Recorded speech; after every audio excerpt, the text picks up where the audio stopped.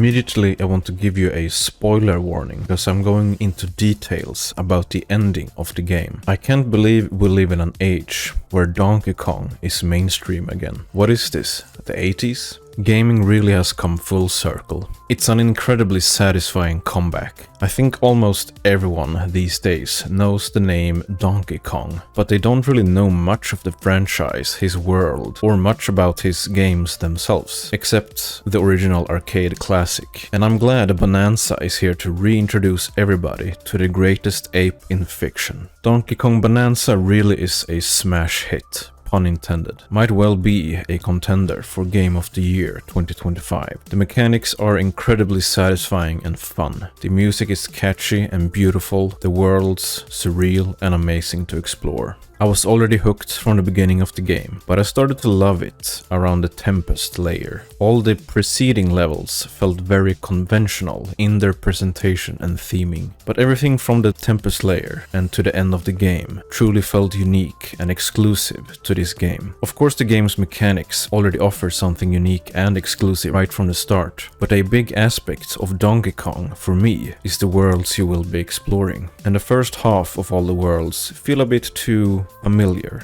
even if they have a surreal paint job to them. Regardless, I've still had an absolute blast with this game. But for today's video, I want to talk about something different and very specific related to this game. You might have noticed the title of this video, and you might come to the conclusion that I'm referring to Donkey Kong himself with such a bold title. And yes, you would be right, but it's also a twofold title. Let's go back a little bit in time.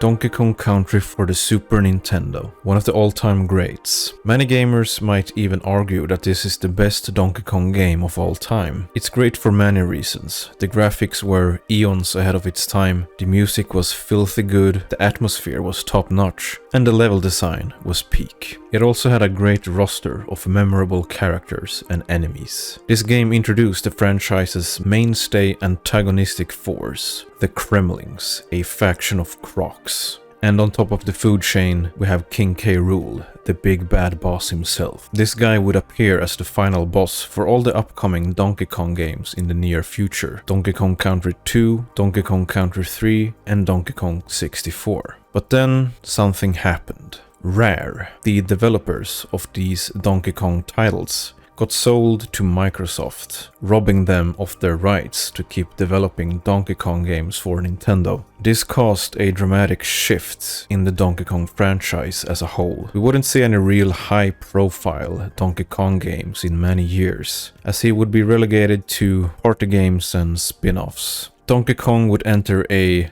dark era, an iconic name but a forgotten franchise. And through this confusing era of Donkey Kong games, his main antagonist, King K. Rool, would also suffer alongside with his Kremling minions. K. Rool would appear in some party games, such as Donkey Kong Barrel Blast, but would eventually be forgotten entirely. Many years later, Donkey Kong would finally return to the spotlight with Donkey Kong Country Returns for the Nintendo Wii. A pretty good 2D platformer developed by Retro Studios. I really like that game. Donkey Kong is back, Diddy Kong is back, but it lacks Kremlings. That's one of the first things I noticed with the game. Where's my goddamn Crocs? Where's K. Rool? Instead we have some goofy tiki masks. Extremely mid enemies, if you ask me. Well, at least Donkey Kong was finally back in the conversation. He wasn't really back into the mainstream, but a nice first step. Then, Donkey Kong Country Tropical Freeze came out, again developed by Retro Studios. In this game you can play both as Donkey Kong, Diddy Kong, Dixie Kong, and Cranky Kong, and even Funky Kong on the Switch version. This is the best 2D platformer of all time, in my opinion. But again, it lacks Kremlings. Where are they?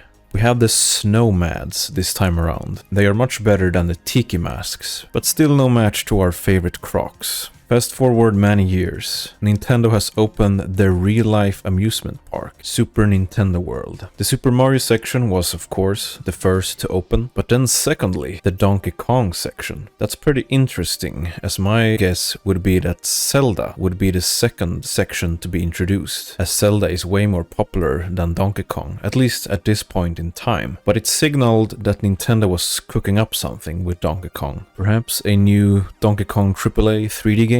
However, something was strangely missing from the Donkey Kong section of the Super Nintendo World. Again, Gremlings. The Super Mario section has Bowser and all of Mario's enemies, but Donkey Kong's section is just a jungle with Donkey Kong and Cranky Kong in it. Where the heck is K. Rool and his Crocs? K. Rool is what Bowser is to Mario. He's a very important character. Imagine making a Star Wars amusement park and skipping out on Darth Vader and the Stormtroopers. It's pretty much the same thing. We did get a slight spark of hope when Masahiro Sakurai, the legend, introduced K. Rool as a playable fighter in Smash Bros. Ultimate. That was a big moment. But we yet had to see a game or an instance where Donkey Kong truly dukes it out with a big croc himself in a dedicated Donkey Kong experience. That brings us to Donkey Kong Bonanza for the Nintendo Switch 2. This game is, again, incredibly amazing. I don't really believe in giving games scores, but many high-profile game reviewers have given it 9 out of 10 and even 10 out of 10, and I understand their emotions. Now, I don't believe any game is perfect, so a 10 out of 10 is pretty crazy, but the game is good, very good. However, again, it's missing something. Where's the Kremlings? We have the Void Company, which consists of Grumpy Kong, Poppy Kong, and Void Kong, and his brainwashed minions. These are pretty good enemies. I still think they are a bit bland, if I'm gonna be honest. They would be better off as supporting characters rather than villains. Void Kong himself is just annoying. My feelings throughout this game have consistently been, are these really the villains of this game? Still better than the Tiki Masks for sure, but I was expecting a bit more. The normal enemy variety is nice though, but they are also extremely abstract in their design and not something that pops and stays in your mind. They are simply not as iconic as the Kremlings are. But there was a mystery throughout my playthrough of this game. The first enemy type that you will stumble upon are the Crocoids, which are these crocodile rock statues, and if you destroy them, they contain a skeletal crocodile? Kremlings? Are these dead Kremlings?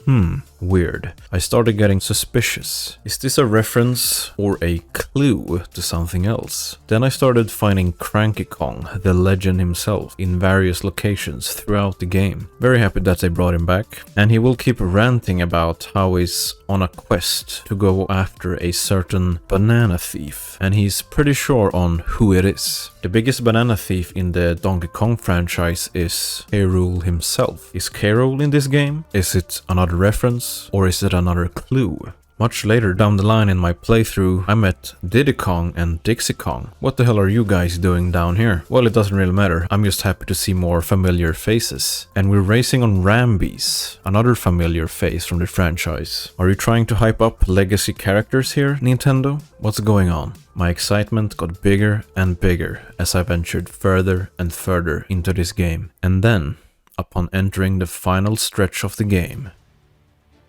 oh my god, is that K. Rool's freaking belly sticking up? I beat Void Kong after a lot of struggle. This boss fight is genuinely hard as hell, but after finally beating him, this happened.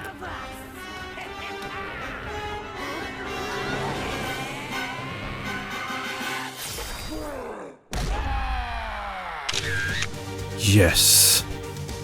It felt so good seeing this pathetic antagonist getting absolutely bodied and then completely replaced as the main antagonist of this game with the GOAT, the King of Crocs, King K. Rool. He has returned. When this happened, I got so incredibly happy. I started giggling like a little schoolgirl. I like that K. Rool himself exclaims that he's been dormant for a very long time. Amazing stuff. And then you venture through a gauntlet of enemies and obstacles in the final layer of the game. And wouldn't you know, Gremlings, they're back. In a genius move, the skeleton crocs, the first enemy you face in this whole game, has becometh the actual Kremlings. And a bunch of other enemies from the game have been replaced by legacy enemies from the franchise. Absolute cinema, yet again. I was so happy during this whole section. But my happiness peaked when I went up for a final fight with the big man himself. And damn what a fight it is. I never actually managed to die in this fight, but it was a long and hard fight. And then the credits rolled.